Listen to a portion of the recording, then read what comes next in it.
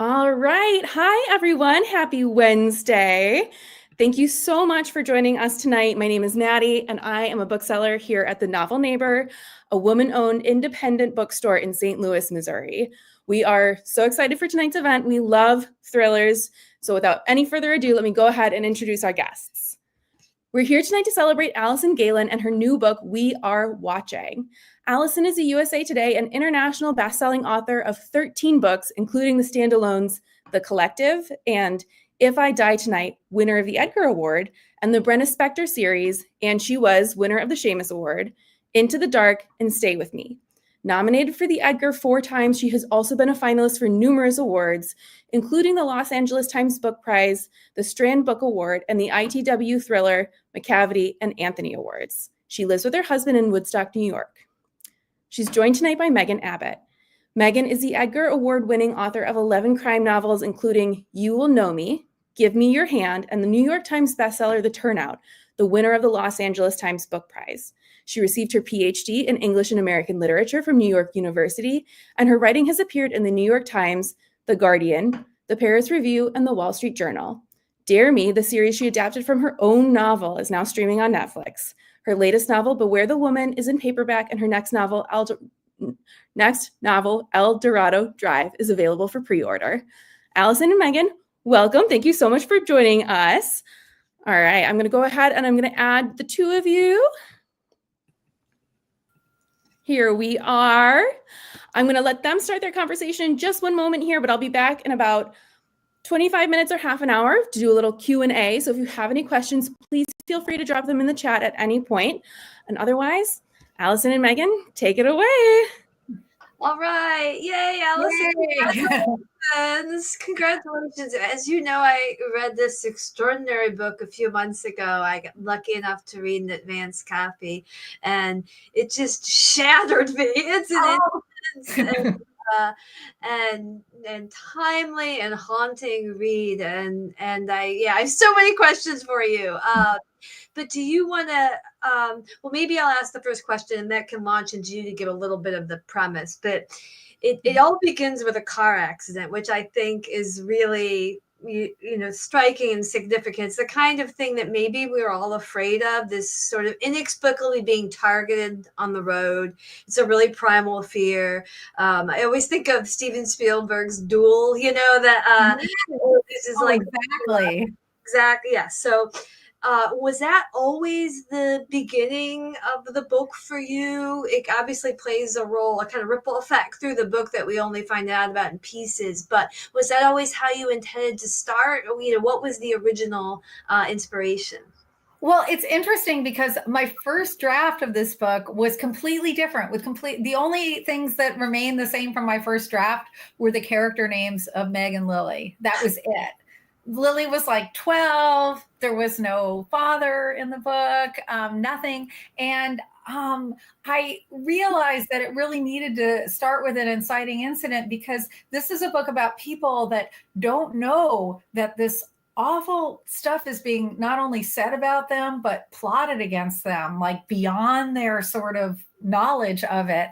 And so I sort of thought about how could I show that the best? And they lose something tremendous in that first chapter during the car crash, which is, spoiler alert, but it's just for a chapter.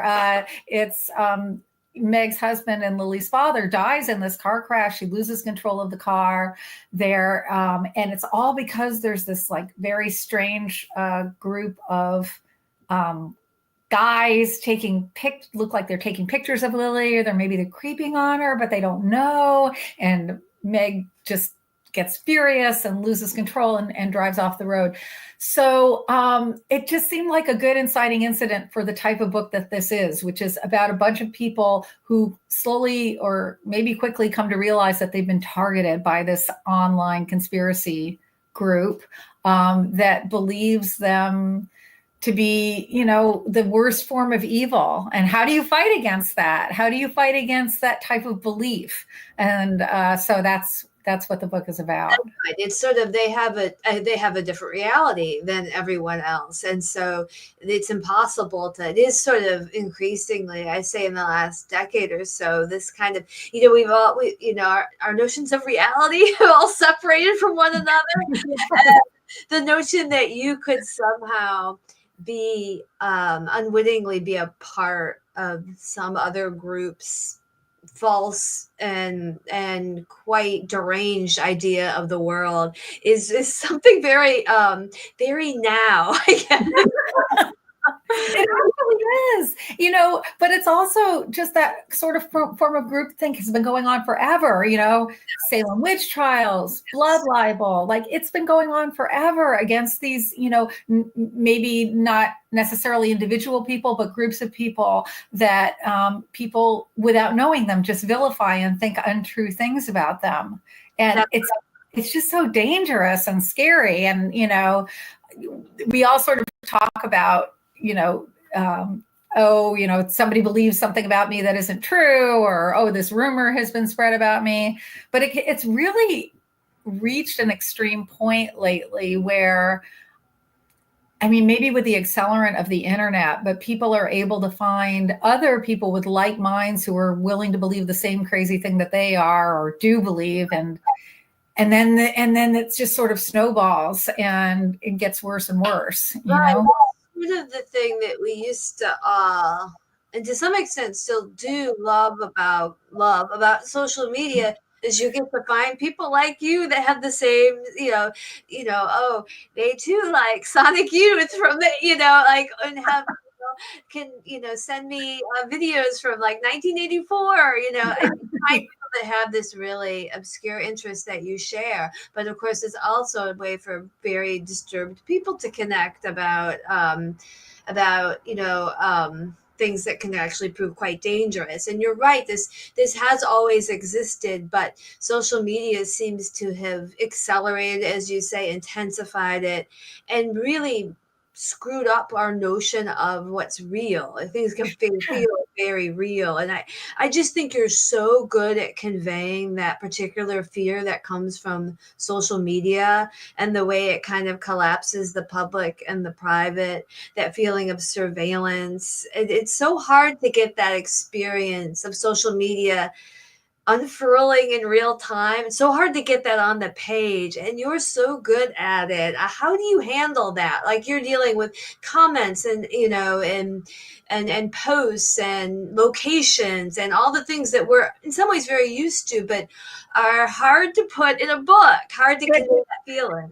Yeah, it's very hard to put in a book, and I just keep doing it. It's like, I think like If I Die Tonight, I wrote that. I think that came out in 2018, and I probably wrote it in 2016 mainly. And, there's a lot of just Facebook posts in it. And, I just decided to put the Facebook post in the novel because so much of our reading, so much of the thing that we see on a day-to-day basis is social media. So, just trying to convey that and the feeling of it. It's just sort of like what we go through, and we spend so much more time reading in a way, but so much more time reading just strange stuff than we used to. We're still reading books and everything, but on a day-to-day basis, we're reading, often very unhinged stuff, just so disembodied too. It can feel very, what you're good at conveying is like, it's just these voices. It's this chorus of voices that experience with no person behind it for any of us. These people don't see the real lived life of Meg and Lily, our central figures, and they just see these sort of threatening comments, and so there's sort of no embodied reality until there is like the collision that starts the book. So there's something so chilling about that you're so good at getting across. Oh, thank you. But it is kind of the idea that it can be going on for years without you realizing it, just being targeted like that, being watched, being targeted, being, having a narrative imposed on you that isn't true. And because the majority says it is true, then it is true. That just frightens me. It's funny to me, and I think both of us like writing about things that we're frightened of. I mean, Beware the Woman was just like every woman's fear, just like crystallized, and I to me, it's like what I'm afraid of sort of changes, with each kind of era or whatever. But like my past two books, I am afraid of large groups of people. I'm terrified. And like-minded large groups of people. And I think that's a very common fear these days, or Yeah. common appearance. I wonder why all of a sudden that's I don't know why. Who knows? But Yeah, it is a thing. I think it is a thing. And I think, it speaks to, we've always loved paranoid thrillers from the 70s. And it is just sort of the most recent iteration of that, right? These things that have begun long ago, when the sort of split, that we no longer have a collective truth. We don't have a shared even reality. So the further we move from that, I think that's the particular fear that you can convey, that, you could be going about your life and there's a whole other plot that affects you, is going to affect you deeply, that you don't even know about. Feels very existential, I guess. Yeah. But that's like social media and these large groups. Your last book, The Collective, you have characters trying to make sense of their grief. So that's the other thing. And you've dealt with that before in your books, and trying to sort of seize control of the story of a loss, and even if it leads you to darker places. And it made me wonder about, like how you're exploring the ways people cope with and manage grief, and how that animates the book, because it does seem like a big part of it.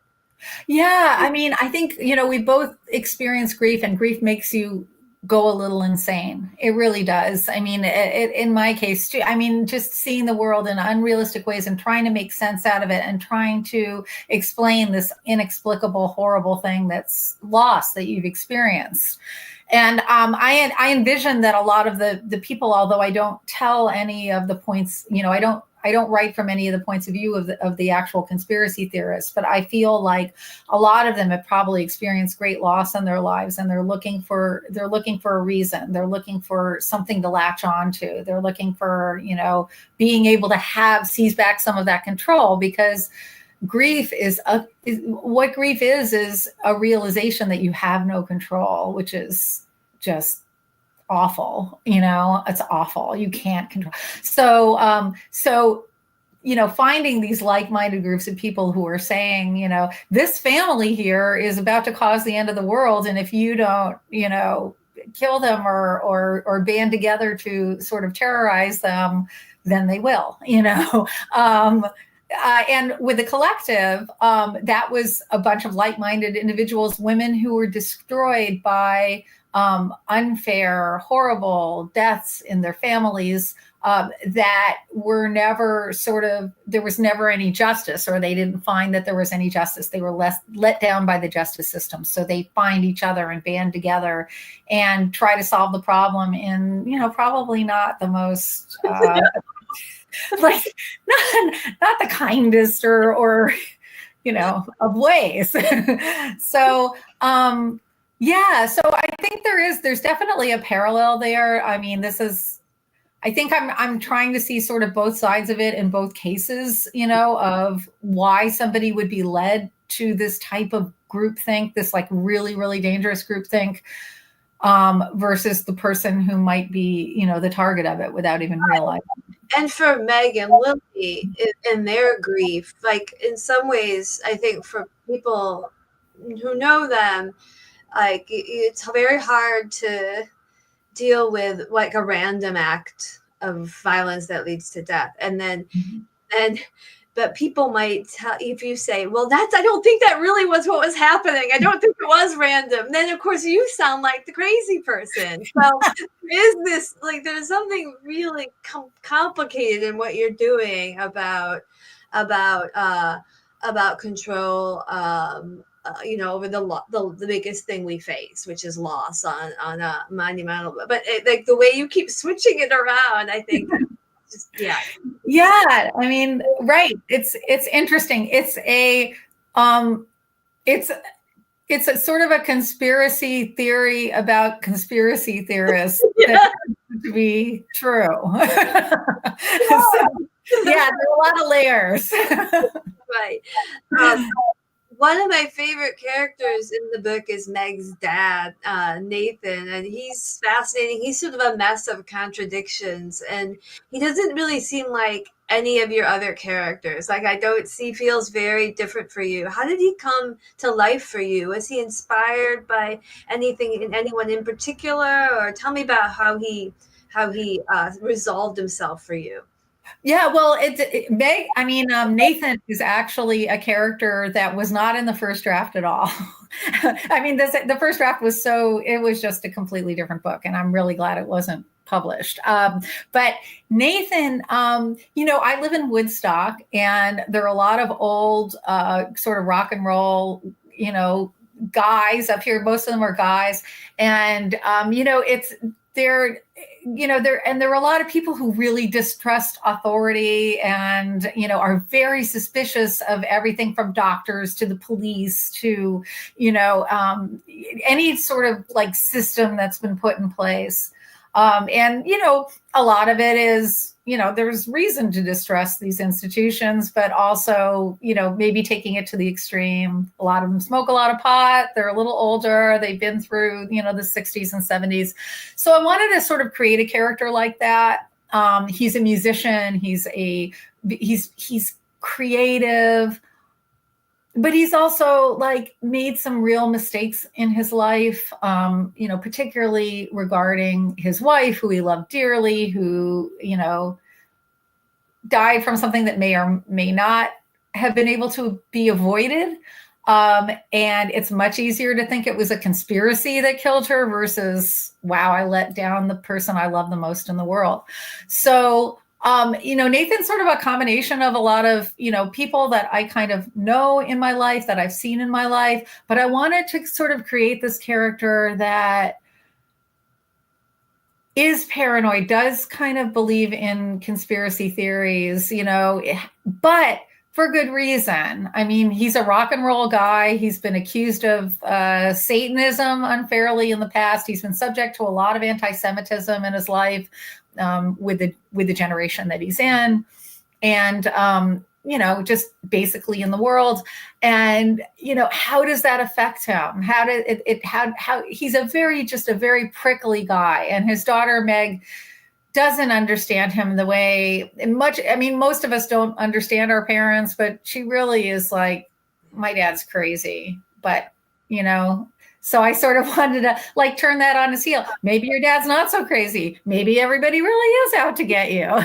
Well, and you put it so, which was another question I was going to ask you. You sort of, we don't have to get political about this, but the way that the far right and the far left kind of meet in some kind of conspiracy thinking, and he really gets that across. We were seeing in the news today about how some of these beliefs that were always considered progressive left beliefs about, why would we trust the government? The government lies to us. To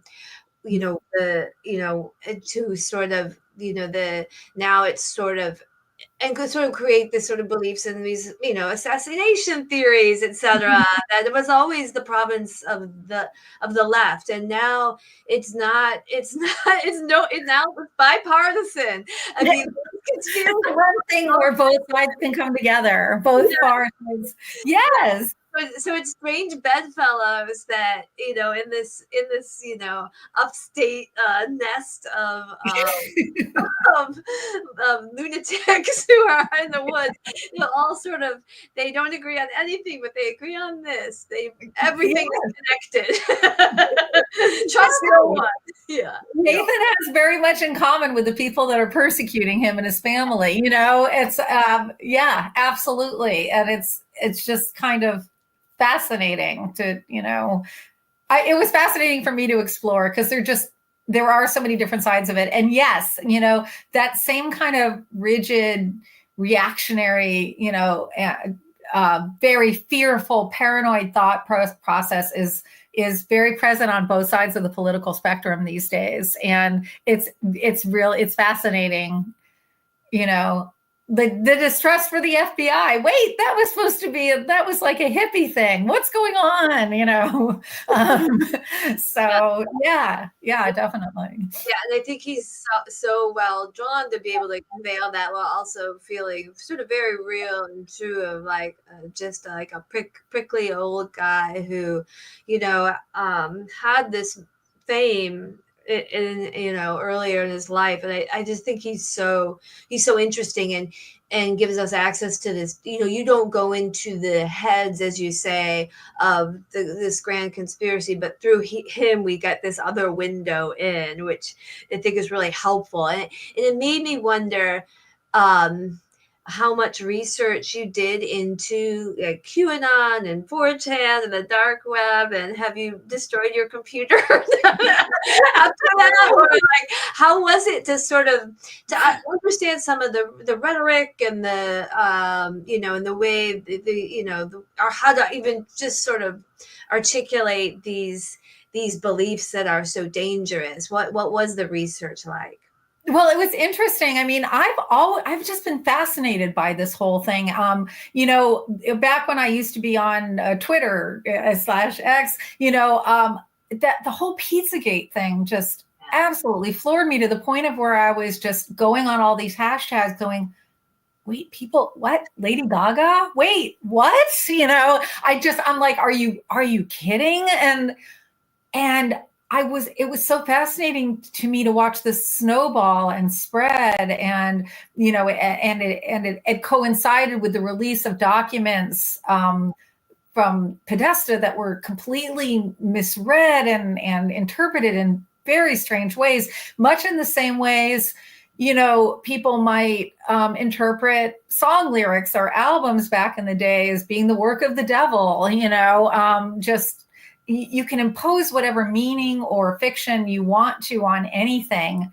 And so these conspiracy theories have fascinated me for a while. But I did, after I decided I wanted to write about a normal family without access to security who was subject to this type of conspiracy theory, I did go on to 4chan and 8chan. I watched documentaries about them. Looking at them, it's like you want to take a shower afterwards, because a lot of it is just so racist and misogynistic, and there's a lot of just not unpleasant porn, as opposed to the pleasant porn that there is out there. But this was and so it's just a perfect spot for this type of thing to just take root and spread to other people and snowball. And it also fascinates me how if you can make any weird statement, and then if enough people believe it, keep repeating that statement, it becomes a type of truth. And I feel like I've actually seen it happen on some of these message boards, where somebody will say something like, whatever, Lady Gaga was involved in a satanic ritual with, and 5 other people, well, of course, Lady Gaga was, and then by, 5 minutes from now, it's like a known fact, So I did do that type of research. I also, I listened to a lot of podcasts, watched a lot of documentaries about QAnon, Pizzagate. And then also, just even a part of my growing up was the McMartin preschool case in Southern California, where these people who ran a preschool in Manhattan Beach, just a run-of-the-mill sort of daycare center. There was one child who reported, or maybe it was his mother who reported that he had been abused by one of the teachers, and somehow, with the aid of the police department who were questioning the people, this snowballed into there are mass satanic rituals being held at this preschool. These children are being subject to satanic ritual abuse, which was a common phrase back in the day, that there were tunnels underneath the preschool where this was occurring. And there were other things, such as the teachers were flying on brooms and turning children into mice. Like, this was a thing that was repeated and repeated to the extent that these people lost their business, they lost their livelihood. It was brought to trial. Several of them went to prison. Yes, exactly. And then they were all exonerated, but only after their lives were completely destroyed. And I remember being a kid growing up when this was first sort of taking hold. I was in high school, and I believed it. I was like, wow, satanic rituals in a preschool underground, and that's terrible. I didn't know the part about them flying on brooms, but I probably would have believed that too, because it was repeated on the news. And you know what I mean? So anyway, that was a roundabout way of saying that that's a lot of the kind of the research that went into it, was living some of it too. I felt the same way. I remember that as well. And now they know it was this one disturbed mother who was mentally ill, who had this was a delusion on her part. But once the parents got the letter, tell us if anything strange happened to your kid, then people's fear instinct kicks in, these parents, and then they start asking their preschool children whose notion of reality and fantasy are not distinct yet, and you ask them, did someone do this, then they want to please you, and they give you the answer that pleases you, which is, I think they're supposed to say, yes, that happened to me. And I think it did feel at the time, having, we're close to the same age, it definitely felt true. So I always try to remember that when I can't believe that people believe this stuff, that you can really get lost in it, especially when figures of authority start saying it. But now, independent of reputable, we don't have Walter Cronkite anymore to sort of help us separate these things. Walter Cronkite. Any centralized news source, and we're all getting information from unvetted places. You really do see it in its darkest form. And it reminded me too that is social media as an extension of, you used to write so much and so effectively about the tabloid press and how they can perpetuate false and dangerous narratives. And it seems like in some ways this sort of is the part of the genealogy from your earliest books, where you're dealing with that kind of contagion. Yes, absolutely. I mean, I think there is just the everything, whether it is, the tabloids of, or, they don't have the power that they used to, but, the press or social media, it's the idea that it's all, I mean, there's such an impulse to impose a simple narrative on life, which is not simple. It's complicated. And there's something soothing about being able to come up with a good guy and a bad guy, and whatever satanic rituals, or whatever things that's the reason why my life sucks. It's these people. This lady who wrote a book when she was 15 is why COVID is happening. Of course, that's from the book. But there's a human impulse to try and make sense of things with the simplest narrative possible, and you'll find that anywhere, like in any press, in any. And I think it's the most dangerous impulse, to not see those gray areas, to not see each other as human beings, and to not, to try and come up with the easy answer fast. It's very, very dangerous. No, I think that's exactly right. You put it so beautifully. I think it's also to believe the narrative that fits with your view of the world based on what's happened to you. So if you view the world as having cheated you or done you wrong, then a narrative that suggests that there are dangerous forces out there trying to control your life, I think that fits. Or if conversely, if you need to be comforted and soothed, then the notion that, then there's narratives that sort of persuade you that you can't do anything about this, right? It's so why be involved? Why pay your taxes? Why do any of these, so I think you're so good at getting across that. And then I know we have a couple Q&As, but I just want to ask two more questions. One, I think you're always so good at mother-daughter relationships, and this is another example. And this is one where it takes some turns. Could you talk a little bit like how you navigated that? You said initially the daughter was going to be younger, and you made her, college age.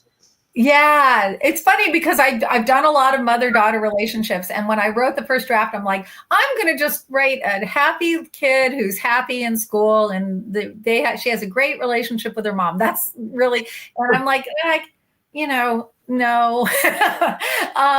So yeah, I am the mother of a daughter, and I am the daughter of a mother, and so I think mother-daughter relationships are so interesting and complicated. And, I think Lily, the daughter, has a line in my book where she says, I think she says that she felt annoyed by and protective of her mother at the same time. And that's how I feel my daughter feels about me. My impression of how she thinks about me, because it's like, I'm embarrassing, but only she's allowed to be embarrassed by me, like everybody else stay away. I get to complain about her. You guys don't, and I think that's the lovely thing about a lot of mother-daughter relationships is, that type of complexity. And a lot of the book is, the part that's not about them running from horrible, violent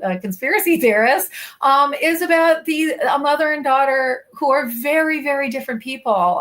Lily, the daughter, is a musician. Her mind is wired differently. Her mother's a bookseller. She was a writer at one point in her life. She just looks at the world differently than her daughter does. And her daughter's actually probably more similar to her father, which would be horrifying to her. So it's about them coming to an understanding of each other and knowing they might not fully ever understand each other, but that they can love each other and respect each other's differences and just kind of move on from there and respect each other's strengths. Yes. Beautifully put. Last question. What's next? Can you tease anything that you're working on now? Or that's actually what I'm working on now is I also write the Robert Parker Sunny Randall series. So I'm writing this book. It's really fun, and it's called Booked. And I'm bringing back a character called Melanie Joan Hart, who is an earlier Robert Parker character who's a best-selling novelist. And Sunny, the detective's life is upturned when she hires her to find the identity of somebody who gave her a 1-star review. Oh my God. On a Goodreads type site, but everybody's anonymous on it, so it's a kind of different. So that's what I'm doing. Like, great. Not that I've ever received a 1-star review in my life. So, yeah. Love it. Okay, Maddie, I'll let you take over. Yeah. Oh my gosh.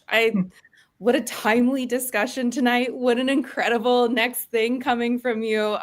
Just so fun, so fascinating to listen to. I have a few audience Q&As, and also we're lucky that we have trained our audience pretty well because they're always asking the questions that I want to ask too. So for me. Okay, so we have one person wondering, and both of you should feel free to jump in and answer. If your characters ever keep you up at night, both for writing reasons and for scary reasons. Megan, do you want to?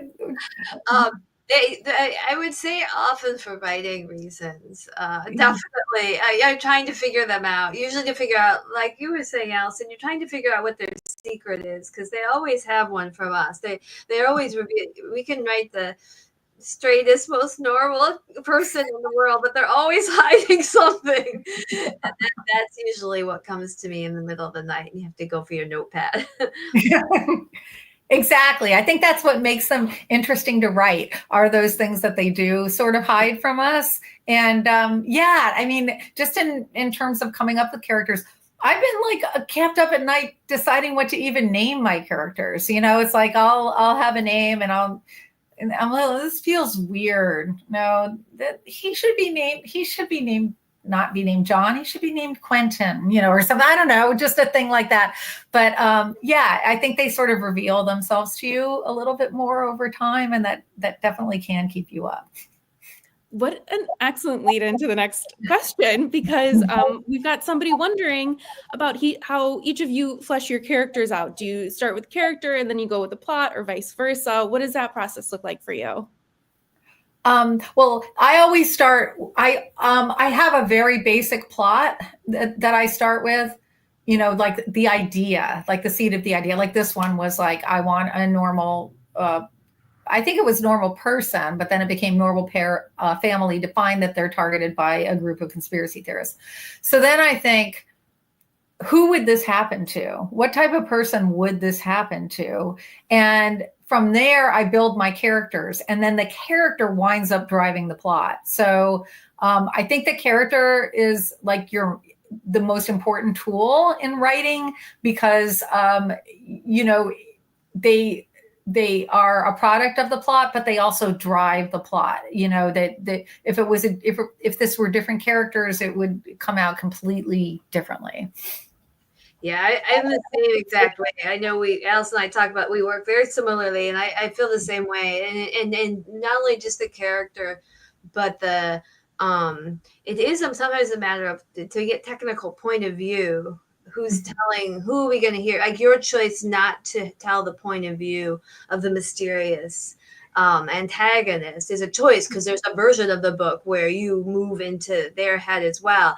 But I think that would not work. I think they need to remain these off-stage figures. So I think that's part of it too, is figuring out who's telling this. How are we going to figure out the story? What do we know? Who's telling us? Yeah, point of view is very important. Absolutely. Yeah. Would you say that you two are plotters or pantsers? Does that distinction mean anything to you? I mean, I used to think of myself, I mean, I love coming up with interesting plots, but I don't outline anymore, because when I used to write outlines, I always went off the outline. And it also sort of, to me, it takes some of the fun out of writing, because the fun in telling a story is surprising yourself with that story. So I try to, like, you know, kind of know where I'm going, like maybe a couple of chapters ahead, and then sort of know where I want to end up eventually, but that could change too. So that's usually what I do. And I write a really bad first draft, like the worst first draft ever. So that's almost an outline. I'm always surprised that you don't outline, because you have such complicated plots. I so admire the architecture of them. They seem like so like this house of cards that you've built. So I think maybe that's just a lot of your revisions, sort of, you figure out that stuff, and then you start to streamline it. I just know the 3 acts, and then much like Alison, things will shift, but I generally know the big 3 things, you know, the beginning, the middle, and the end. The middle is usually where I get lost. And same. I love when we have two authors in conversation with each other, because it's always so, like, you're getting to the same point, but how you get there is always so different. We did a virtual event last week with 2 thriller authors, and one of them was like, I turned my guest room into a murder room with Post-it notes and red string. And the other one was like, I sometimes I have a spreadsheet, you know, like just 2 totally different people, 2 people writing incredible books. They are 2 psychopaths, I would say. I know. But they're just, the process is so interesting to me.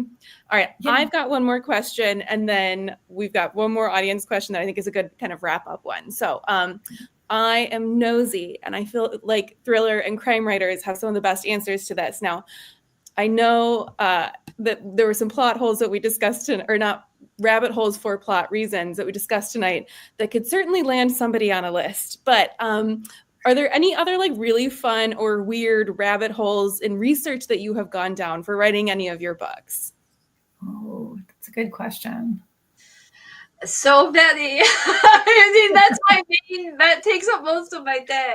I've often look up, I mean, this is grotesque, but like if I have in the, like the crime itself, the act of violence, I often, to describe it, I try to figure certain things out, and often I have to go into the dark corners of YouTube. I just remember that I had a death that involved a laceration to the throat, and there's a very famous story of a hockey player who took a blade to the throat, and you can see it on YouTube because it was very famous. It was so upsetting, and so that was one of them. I can't unsee that kind of thing once you see it. Yeah, you have these great details because I even remember in Dare Me, the teeth on the floor, and that came through. Yeah. I know that came from Robert. Didn't that come from Phil Spector? From that shooting? Yes. I mean, that's like you just find your way to these places. Definitely. Yeah, I looked at a lot of car crashes and things like that. I have a lot of car stuff in my books in general. So, I've looked at footage of cars burning, like how does a car burn and what makes it, things like that. So yeah, car crashes. It's always a different answer. It's always so interesting to me. So thank you for indulging me. Okay, our last audience question of the night is, please do not leave without giving us lipstick recommendations. The people are begging for it. Oh, that's awesome. I was going to compliment you, Alison, on your lipstick. Well, this is A Different Grape by Clinique. It's Clinique, A Different Grape, and it's my favorite because it goes with everything. Hey, Clinique Black Honey. It looked like a darker version of Black Honey. Anyway, mine is Cherries in the Snow. It's a diehard. Cherries in the Snow. I love that. Oh, how wonderful. Well, thank you both so much for joining us tonight. Before we head out, the state of the internet, as we know, kind of a mess right now, but is there any place where you'd like to direct readers where they can hang out with you, a website, an Instagram, a mailing list? I'm on Instagram and Blue Sky, and I have a Facebook page too. And I also have an always outdated website, but people can come. Save.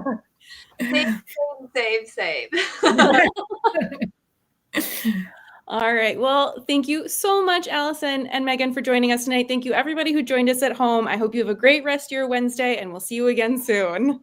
Thank you, Maddie. Thank you. Great.